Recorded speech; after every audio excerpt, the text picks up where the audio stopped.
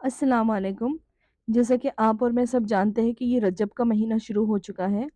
رجب جو ہے Islamic calendar کے حساب سے قمری سال کے حساب سے سیونتھ مطلب 7واں مہینہ ہوتا ہے، اور رجب کو حرام مہینے کہا جاتا ہے۔ یہ اس کی شمولیت حرام مہینوں میں ہوتی ہے۔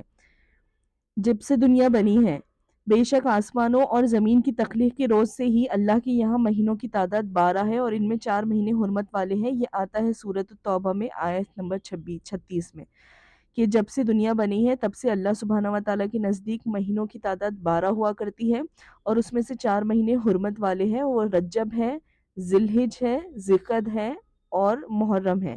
تو یہ 4 مہینے ایسے ہیں جو حرام مہینے کہلاتے ہیں۔ حرام مہینوں کا مطلب ہوتا ہے ان میں قتل و غارت گری، جنگ و جدال کی سخت ممانعت ہوتی ہے، آپ ان میں جنگ نہیں کر سکتے، امن کا مہینہ ہوتا ہے۔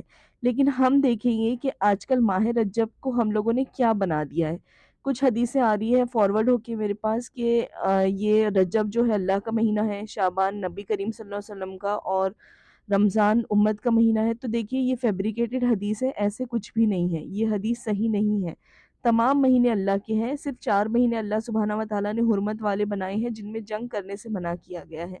اور رمضان تو ہم سب جانتے ہیں کہ ایک فرض مہینہ ہے جس کے روزے فرض کیے گئے ہم سب پر۔ تو اور دوسری بات، رجب کی کوئی ایسی خاص امپورٹنس جو بتائی جاتی ہے حدیثوں وغیرہ کو لے کے، یہ تمام حدیثیں یا جو بھی روایتیں آ رہی ہیں اب تک، یہ فیبریکیٹڈ ہے، یہ بنائی ہوئی ہیں، یہ صحیح نہیں ہے۔ دوسری بات یہ ہے کہ 27 رجب کو جو شب معراج کو کانسیپٹ ہے، یہ بھی بالکل غلط ہے، کیونکہ شب معراج ہوئی تھی، اور کچھ علماء کا یہ کہنا ہے کہ یہ فزیکل ہوئی تھی، مطلب جسمانی طور پہ، کچھ کا کہنا ہے روحانی ہوئی تھی۔ پھر یہ کب ہوئی تھی اس کے تعلق سے بھی ہم صحیح سے نہیں بتا سکتے۔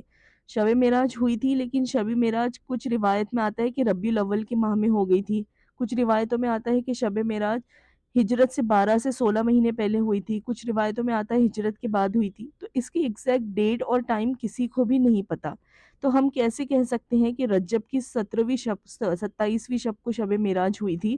اور دوسری بات، شب معراج جب بھی ہوئی تھی اس کے بعد آپ صلی اللہ علیہ وسلم 10-12 سالوں تک حیات تھے، اور انہوں نے کبھی بھی شب معراج کو کوئی سٹریس نہیں دیا کہ اسے منایا جائے، یا انہوں نے کوئی ایسے احکام نہیں دیے کہ ہم اسے منائیں یا اسے سیلیبریٹ کریں یا تم لوگ اسے مناؤ۔ انہوں نے کبھی امت سے اس کا کوئی ذکر نہیں کیا۔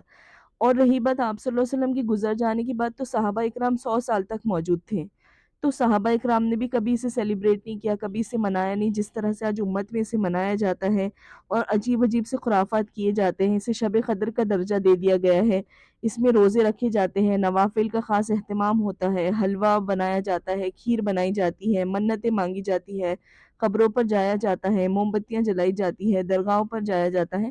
تو یہ سب بدعتی اعمال ہے۔ دیکھیے یہ سب کچھ جو ہے کئی صدیوں بعد، آپ صلی اللہ علیہ وسلم کے وصال کے کئی 100 سال بعد یہ چیزیں شروع کی گئی، اور نہ جانے کس طرح سے یہ چیزیں شروع ہوئی، اللہ بہتر جانتا ہے، لیکن یہ ساری چیزیں بدعت ہیں۔ ہر وہ کام جو دین میں ایکسٹرا ہے، جو ایڈ کیا جاتا ہے، جو نبی کریم صلی اللہ علیہ وسلم نے نہیں بتایا، جو قرآن سے اور سنت سے ثابت نہیں ہے، اور نہ ہی صحابہ اکرام نے، نہ ہی خلفۂ راشدین نے کیا تھا، ہر وہ کام جو اسلام میں ایڈ کیا جاتا ہے اسے بدعت کہتے ہیں۔